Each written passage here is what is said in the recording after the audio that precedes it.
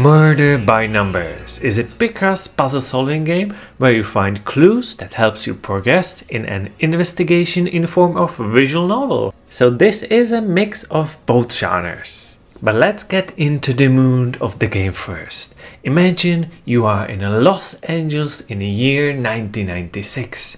You follow a story of Honor Mizrahi, that was an actress on a hit detective show. But when her boss ends up dead, just a few minutes after he fires her, she finds herself starring in her own murder mystery, teaming up with Scout, a reconnaissance robot thrown away after a mysterious incident, and set out to clear her name. So a new detective duo is born. Thanks to our friendly robot with amnesia, you will solve pixel puzzles to find clues which you will use to interrogate witnesses and find out the truth about the murder. The game is full of dark conspiracy and a wide range of weird and interesting characters designed by the incomparable Hato Mao, creator of Hatoful Boyfriend. Yes, that's the famous visual dating novel with pigeons. If the music sounds nice to you, it is not coincidence, as it is from the same composer of game Phoenix Wright Ace Attorney by Masakazu Sugimori. But how is the game different from other graphic novel games? First, there is a lot of dialogue options to the interrogation of characters, and to unlock new options to ask you need to solve puzzles, which is 1/3 of the game.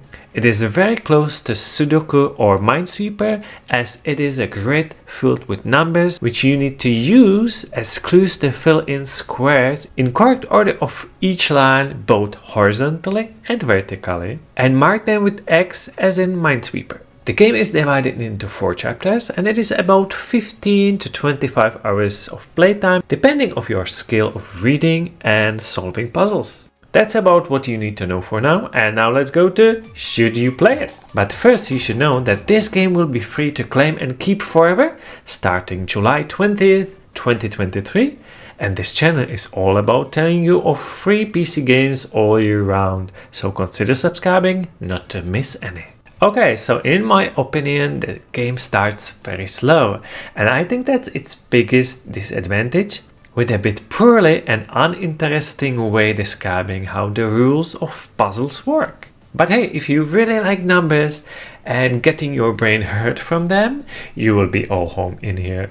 There are actually 2 difficulty settings, only easy or only hard, that you can switch anytime in the settings. But it is really either too easy or too hard. But later you can get assist possibility, which can give you some advice in exchange for a lower final score. When I play visual novels, it is for the story, interesting characters, which both is here, but the third must feature for me has to be voiceover, which is completely missing here. The game doesn't talk, you're gonna have to read everything. Then investigating mechanics are not really deep. You choose options till you find the correct one in order to continue the story. And one really annoying thing to point out is not clearly stating who's talking, as it is always shown only by the name at the top left or dialog box.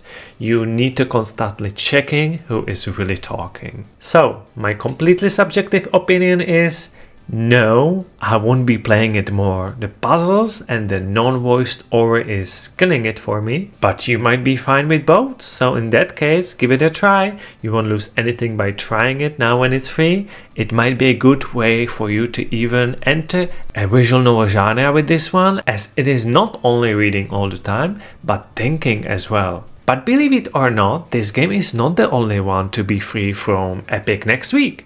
You might be more interested in the second title, which is The Elder Scrolls Online.